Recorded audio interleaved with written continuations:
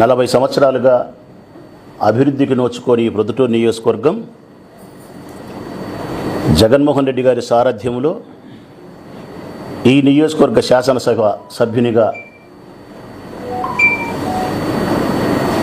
ఎంతో అభివృద్ధిని, ఎంతో సంక్షేమాన్ని ఈ నియోజకవర్గానికి అందించగలిగినామని చెప్పడానికి సంతోషిస్తూ ఉన్నా, గర్వపడతా కూడా ఉన్నా.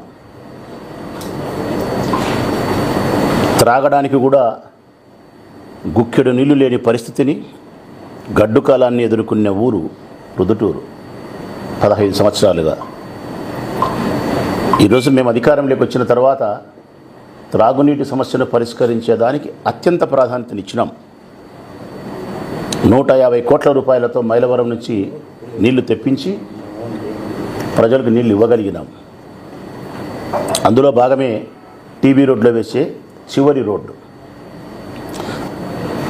ఇక ఎన్నో మంచి కార్యక్రమాలు ఈ ఊరికి చేసినప్పటికీ తెలుగుదేశం పార్టీ విమర్శించడానికి ఏ కారణాలు లేవు కాబట్టి ఏదో ఒక చిన్న కారణాన్ని చూపించే ప్రయత్నం. అది తెలుసు వాళ్లకు, మేము చేసే విమర్శ బలహీనము, ఇది ప్రజల్లోకి పోదు, మాకేమీ సత్ఫలితాన్ని ఇవ్వదని తెలిసినప్పటికీ కూడా గత్యంతరం లేని పరిస్థితుల్లో విమర్శిస్తున్నారు. అదే నేపథ్యంలోనే విమర్శ చేసేవాళ్ళు కూడా స్పష్టమైన విమర్శ చేయాలి. గడిచిన 4.5 సంవత్సర కాలంలో ఈ ప్రొద్దుటూరు నియోజకవర్గానికి వివిధ రకాల శాఖల ద్వారా ఏ రోడ్లు మేము వేసినాము, ఏ రోడ్లు వేయలేదు. ఒకవేళ మీకు చెప్పేదానికి ఇష్టం లేకపోతే, మేము వేసిన రోడ్డు చెప్పేదానికి ఇష్టం లేకపోతే కనీసం వేయాల్సిన రోడ్లన్నా మీరు చూపించినా పర్వాలే. ఇదిగో ఈ రోడ్లు ఇంకా వేయాల్సిన అవసరం ఉందని చూపిస్తే దాన్ని సత్విమర్శగా భావిస్తా.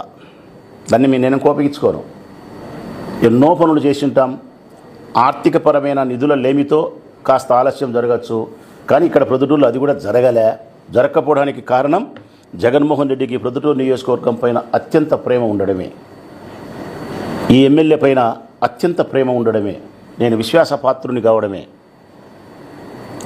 ఏం చేసినామనే దానికి కూడా ప్రజలకు ఒకసారి వివరణ ఇచ్చే ముందు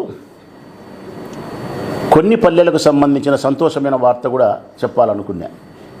అది తెలుగుదేశం పార్టీ హయాంలో బర్నింగ్ ఇష్యూ, గ్రామాన్ని వేధించినటువంటి సమస్యలు. అవి వీళ్ళు గాలికి వదిలేసినారు, పట్టించుకోలే.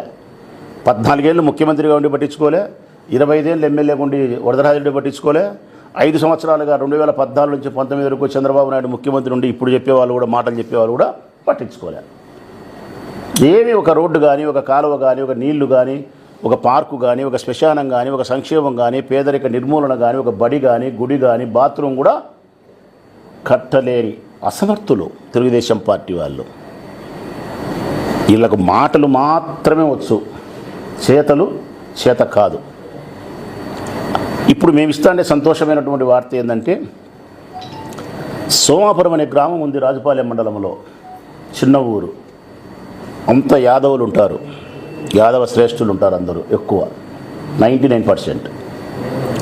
ఆ ఊరికి ప్రధానమైన సమస్య, గ్రామం అంతటికీ ఒకే సమస్య ప్రధానమైంది. నెంబర్ 1, వారి వ్యవసాయ భూములకు వ్యవసాయం చేసుకునే దానికి ఒక వాగు దాటిపోవాల్సిన పరిస్థితి ఉంది, ఒక వంక దాటిపోవాల్సిన పరిస్థితి ఉంది.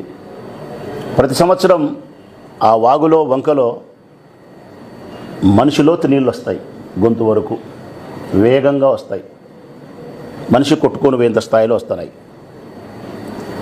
వాళ్ళు వ్యవసాయ పనులకు పోవాలంటే ఆ